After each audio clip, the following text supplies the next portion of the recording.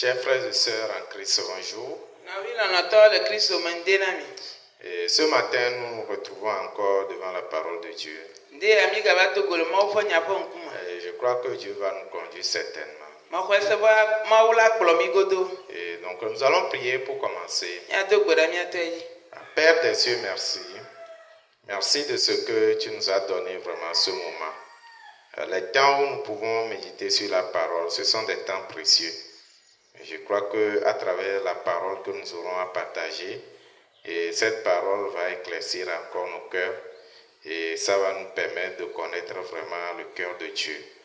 Nous confions vraiment cette étude dans tes mains. Merci Seigneur. Nous avons prié au nom de notre Seigneur Jésus-Christ. Amen. Amen. Et donc, depuis un moment, nous avons commencé par étudier un thème. Et le thème à propos du péché volontaire, du péché involontaire. Et donc, quand nous voyons vraiment le problème dans la vie de l'homme ou bien dans la vie spirituelle, c'est que les gens ne connaissent pas exactement ce qu'est le péché.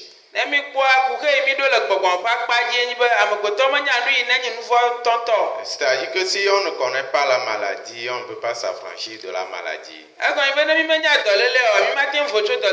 Et si nous ne connaissons pas exactement ce qu'on appelle le péché, on ne peut pas s'affranchir du péché. Beaucoup de gens vont à l'église pendant des années, mais ils sont toujours pécheurs. Pourquoi ils sont toujours pécheurs? Parce qu'ils ne connaissent pas exactement ce qu'est le péché. Ils ne savent pas distinguer ce qu'est le péché volontaire, ce qu'est le péché involontaire. Et donc, nous avons fait le premier numéro, deuxième numéro. Nous sommes à notre troisième numéro. Si nous allons parler de ce point-là, vraiment, il y a beaucoup de choses que nous pouvons dire à propos. Donc, quand nous vérifions dans la Bible, nous allons voir que ceux qui ne savent pas distinguer le péché volontaire, le péché involontaire, non, ils ne peuvent pas s'affranchir du péché vraiment.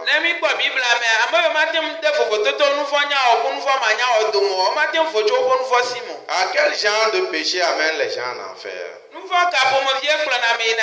C'est le péché volontaire. C'est quoi le péché volontaire? Donc la Bible dit quoi? Quand nous vérifions très bien, nous allons voir dans nos études, nous allons trouver que quoi? Le péché volontaire, c'est l'incrédulité. Donc le fait d'être incrédule au travail de Jésus-Christ dans notre vie là, c'est ça qu'on appelle, c'est ça le péché volontaire.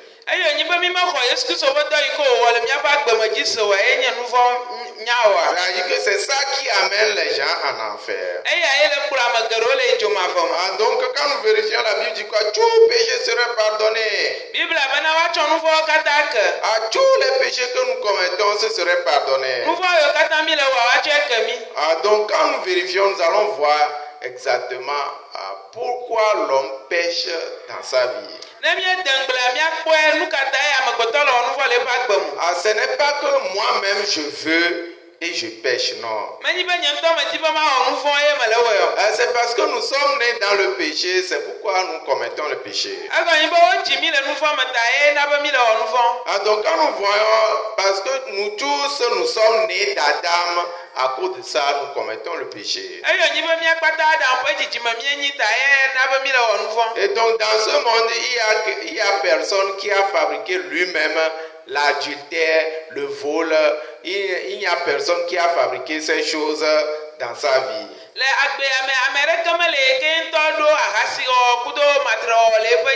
Et donc quand nous voyons toutes ces choses, nous naissons avec ces choses dans notre cœur. Et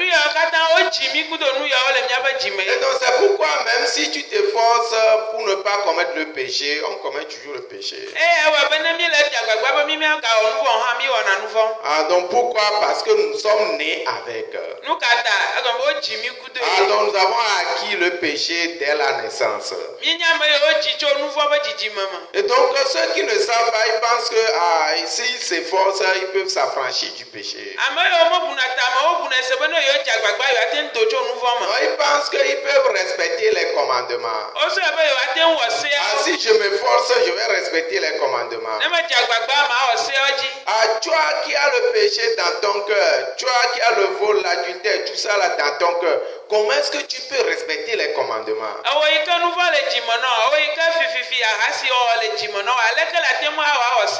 Donc quand vous voyez les Juifs, ils pensent que non, s'ils s'efforcent, ils peuvent respecter les commandements.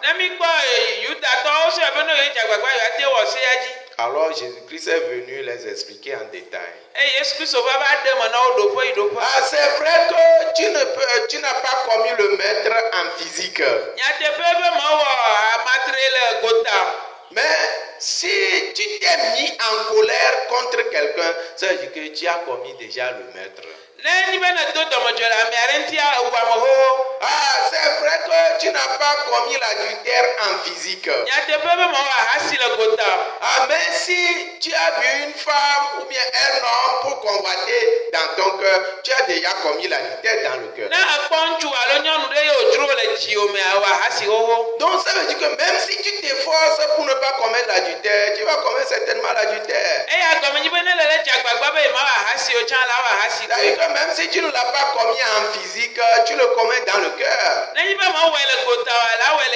Même si tu t'efforces pour ne pas devenir meurtrier, tu deviens meurtrier automatiquement dans le cœur. C'est-à-dire que qui dans ce monde dira ok, moi je ne vais plus me mettre en colère à partir de ce temps-là. Il n'y a personne qui peut le faire. Donc quand nous voyons, il n'y a personne qui peut respecter les commandements. Dieu, en donnant les commandements, il a dit ceci. Et ceux qui ne savent pas, ils pensent que c'est à travers les commandements qu'ils vont parvenir à la justice. Romains chapitre 3, le verset 20. Car nul ne sera justifié devant lui par les œuvres de la loi, puisque c'est par la loi que vient la connaissance du péché.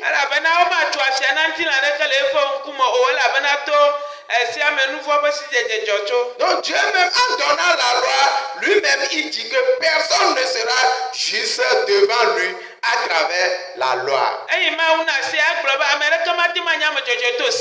Donc Dieu même sait que personne ne peut respecter les commandements.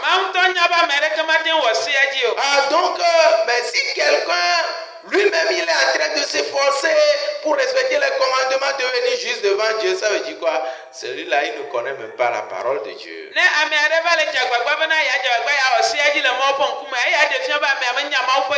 Beaucoup de gens pensent que c'est parce qu'ils ne font pas d'efforts qu'ils n'arrivent pas à respecter les commandements.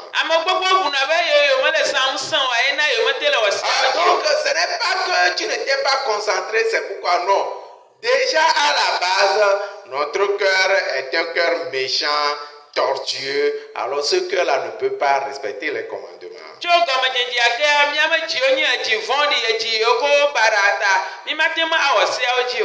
comme on ne peut pas le faire, alors Jésus-Christ est venu pour se sacrifier pour nos péchés. Donc il a été battu. Il a été traité comme un grand brigand.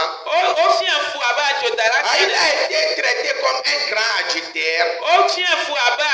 Il a été traité comme un grand voleur. Donc il a été crucifié à la croix. Alors quels que soient les péchés que nous commettons dans ce monde, Jésus-Christ est mort pour tous ces péchés-là. Donc le sang de Jésus-Christ a lavé tous ses péchés. Alors, si nous croyons en cela, nous sommes affranchis du péché. Si nous croyons à cela, nous pouvons dire que nous sommes justes devant Dieu. Nous ne pouvons pas devenir justes à travers le respect des commandements. Nous pouvons devenir justes à travers quoi? La croyance au sacrifice de Jésus-Christ. Je vais vous parler de deux types de personnes. Je vais vous parler de Judas Iscariote et de Pierre. Donc quand vous voyez Pierre, il est devenu un précieux disciple de Jésus-Christ. Mais quand vous voyez Judas Iscariote, il s'est condamné jusqu'à... Vraiment, il est allé se pendre.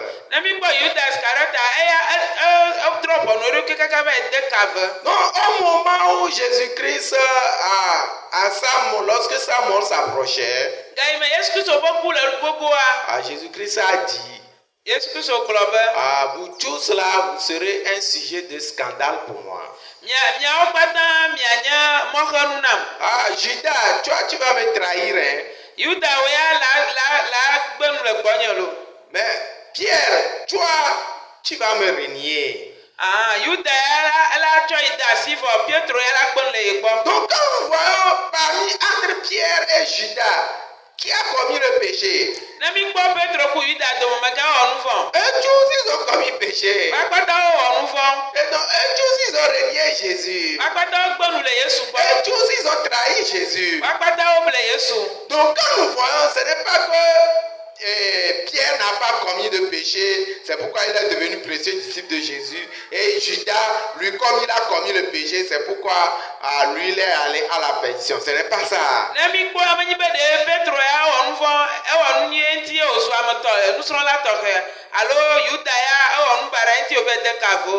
y a la différence, même s'ils ont commis le péché, eux tous, mais il y a la différence entre Judas et Pierre. Donc quand nous voyons, on va voir dans le livre de Matthieu. Matthieu chapitre 27. À partir du verset 3. Alors Judas, qu'il avait livré, voyant qu'il était condamné, se repentit, rapporta les 30 pièces d'argent aux principaux sacrificateurs et aux anciens, en disant, j'ai péché en livrant le sang innocent. Il répondit, que nous importe, cela te regarde.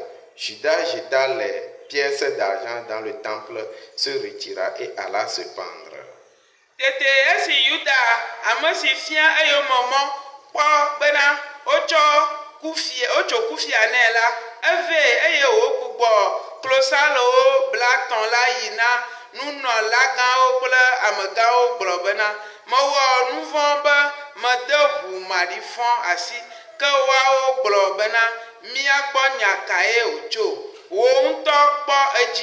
Amen.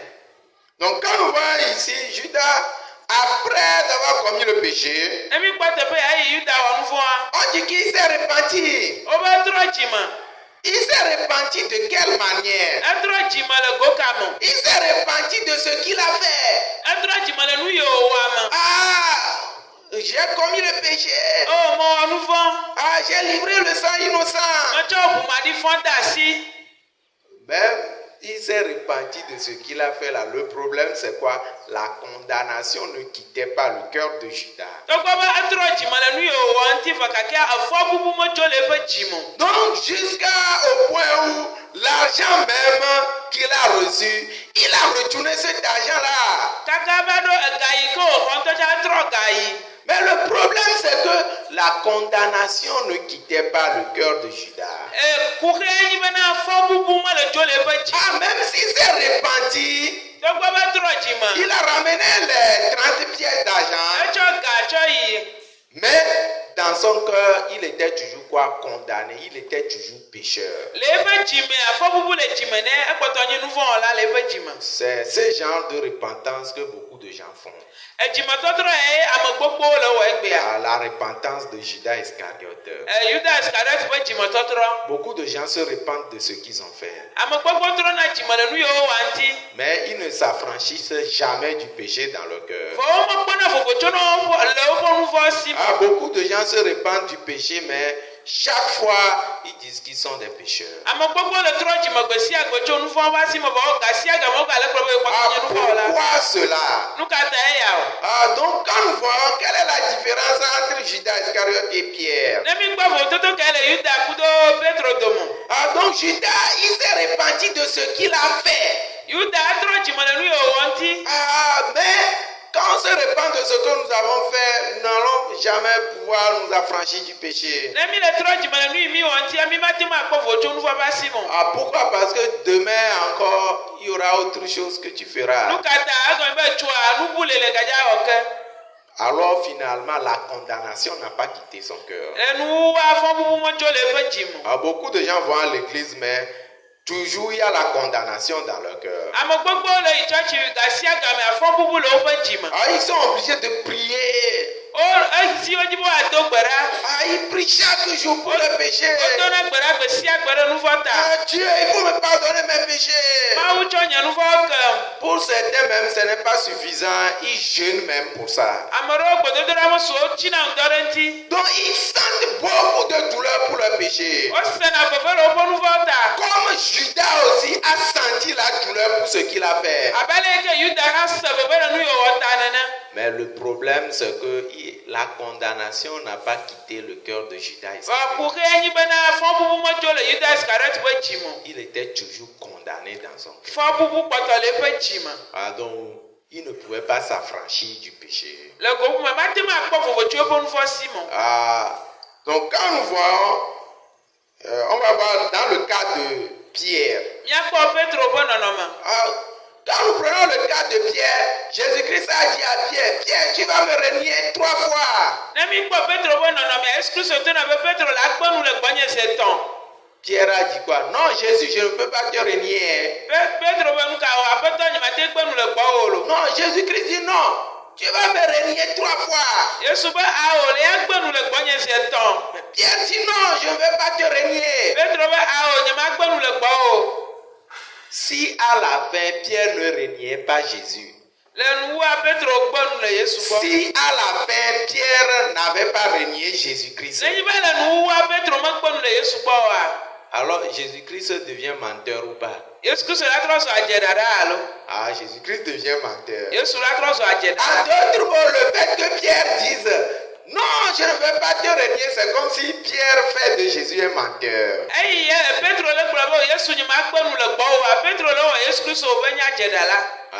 Donc lui-même il ne comprenait pas, il pensait quoi? Non, je dois m'efforcer pour pouvoir aimer Jésus.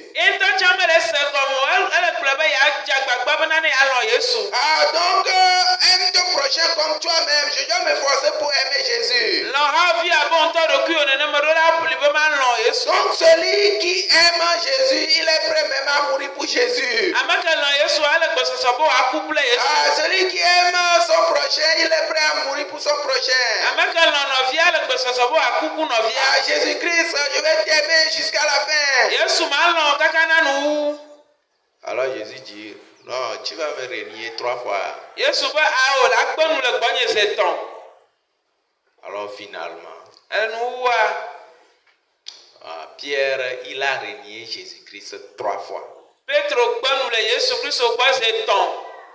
Quand il a renié Jésus-Christ 3 fois, il a réalisé une chose. Non, le problème, ce n'est pas que j'ai renié Jésus-Christ. Le problème, c'est que je disais à Jésus-Christ que je ne vais pas te renier. Le problème, c'est que je ne croyais pas à ce que Jésus-Christ disait. Donc, lorsque vous voyez dans le cas de Pierre, on va voir Matthieu 26, le verset 75. Et Pierre se souvint de la parole que Jésus avait dite. Avant que le coq chante, tu me renieras 3 fois. Et étant sorti, il pleura amèrement. hafi kokolo na ku atɔ la agbenu le gbɔnye zi etɔ̃ eye wodogo eye wofa avi vevie. Donc comme vous voyez ici, Pierre n'a pas pleuré pour ce qu'il a fait. Ne mi kpɔ teƒe ya Petro me fa avi ɖe nu yi wòwɔ ta.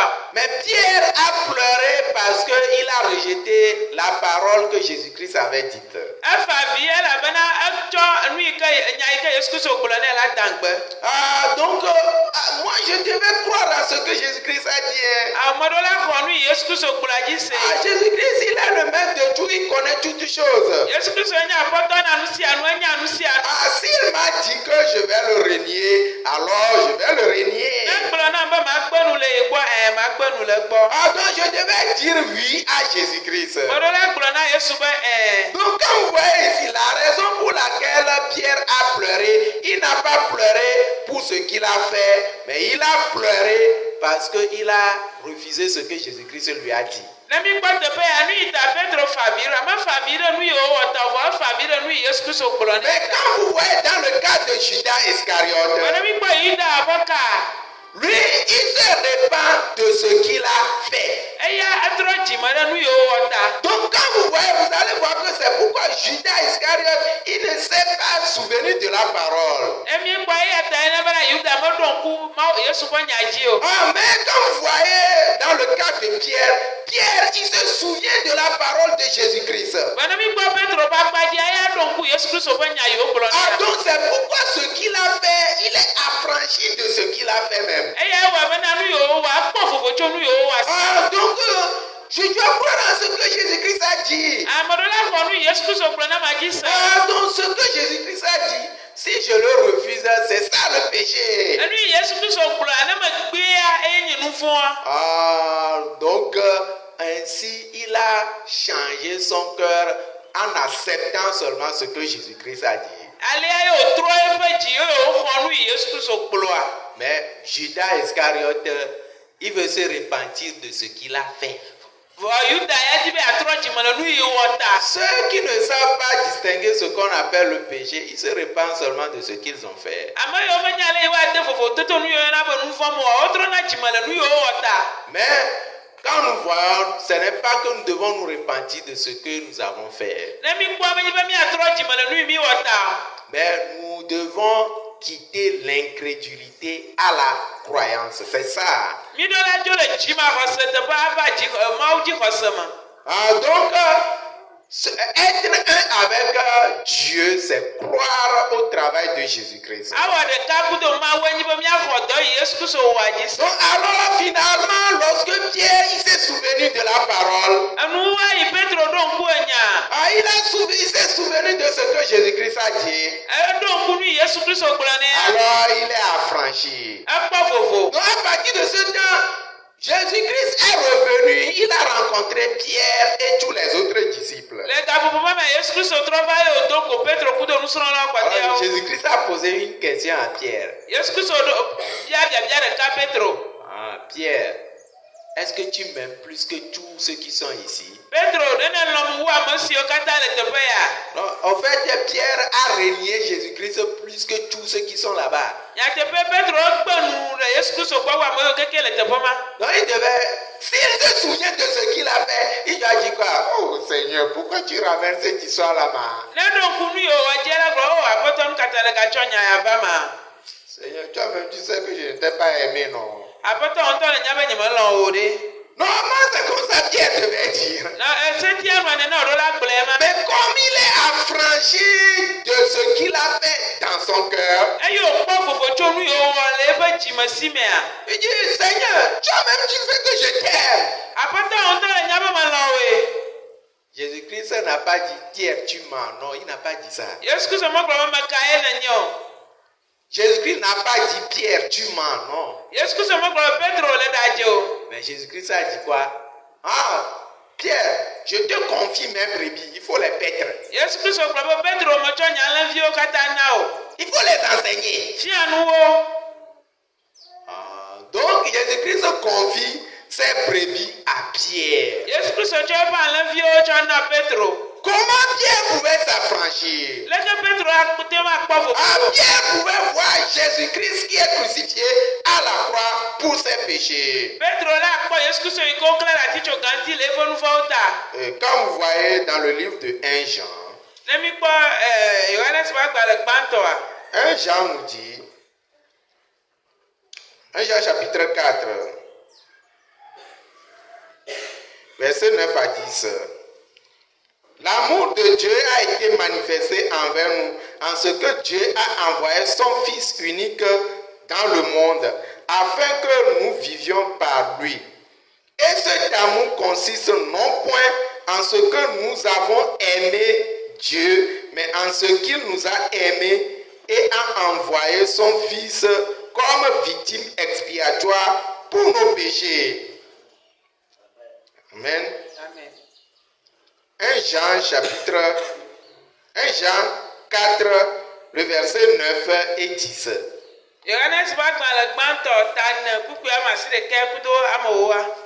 Et donc quand nous voyons ici, la Bible dit quoi?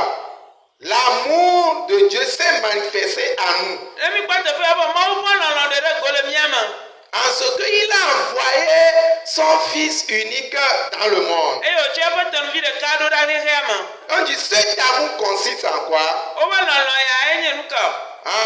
Non pas que nous avons aimé Dieu, mais que Dieu nous a aimés. Et donc, beaucoup de gens pensent que aimer Dieu là, il doit faire quelque chose pour Dieu, c'est ça qui est aimer Dieu. Aimer Dieu, ça consiste à quoi? C'est d'accepter ce que Jésus-Christ a fait pour toi. Donc quand nous voyons Pierre, il a aimé Jésus-Christ en quoi même? Il a plutôt renié Jésus. Mais quand Jésus-Christ lui a posé la question, Jésus, toi-même tu sais que je t'aime. Comment il a aimé Jésus? Quand on vérifie, qu'est-ce qu'il a fait pour Jésus même? Et il dit qu'il a aimé Jésus plus que tout le monde. Donc, aimer Jésus, c'est quoi? Malgré tous les péchés que Pierre a commis, il croit que quoi? Jésus-Christ est mort pour ses péchés. Et qu'il est affranchi de ces péchés-là. Finalement, la condamnation a quitté le cœur de Pierre. Beaucoup de gens qui ne sont pas arrivés à ce point-là, la condamnation n'arrive pas à quitter leur cœur. Donc nous devons vérifier vraiment la parole. Dans 1 Pierre chapitre 2, à partir du verset 23, on dit, lui qui injuriait ne rendait point d'injure, maltraité ne faisait point de menaces, mais s'en remettait à celui qui juge justement. Le verset 23. Et je vais continuer le verset 24. Lui qui a porté lui-même nos péchés en son corps sur le bois, afin que morts au péché, nous vivions pour la justice. Lui par les meurtrissures duquel vous avez été guéris. Amen. Amen. Donc ici, il est en train de parler de Jésus-Christ. Donc Pierre a réalisé le travail de Jésus-Christ dans sa vie. Donc quand je prends le cas de Judas, Jésus-Christ n'est-il pas mort pour les péchés de Judas? À la mort de Jésus-Christ n'a pas lavé les péchés de Judas. Non, on dit que Jésus-Christ est mort pour les péchés de l'humanité. Comme Judas lui aussi, il est dans le monde. Jésus-Christ est mort pour les péchés de Judas également. Mais pourquoi Judas n'était pas affranchi du péché. Ah, pourquoi il y avait toujours la condamnation dans le cœur de Judas? Ah, beaucoup de gens se disent qu'ils sont chrétiens. Mais pourquoi il y a la condamnation dans leur cœur? Beaucoup de gens se disent quoi? Ils sont disciples de Jésus. Mais pourquoi il y a la condamnation dans leur cœur? Ah, quand vous voyez vraiment nos églises, il y a beaucoup, nos églises sont remplies. Beaucoup de gens font tout cela, mais il y a toujours la condamnation dans leur cœur. On ne peut pas s'affranchir du péché. Ah, sachez que Jésus-Christ est allé à la croix pour vos péchés. Croyez en cela. Sachez que tous vos péchés sont déjà lavés à la croix. Ah, si vous croyez en ça, vous pouvez dire que vous êtes juste. Ah, vous êtes juste basé sur la parole. Et donc, vous aussi, vous serez vraiment affranchi du péché, de la condamnation dans votre cœur. Jusqu'à maintenant, si tu t'es culpabilisé pour tes péchés, il faut regarder à la croix où tous tes péchés sont pardonnés, sont lavés. Et à partir de maintenant, sois affranchi vraiment du péché. J'espère que Dieu nous donne vraiment la grâce. Et que nous ne soyons pas des incrédules, mais que nous croyons au travail de Jésus-Christ. Et que Dieu bénisse tout le monde. Et donc nous allons terminer ici. On va se voir la prochaine.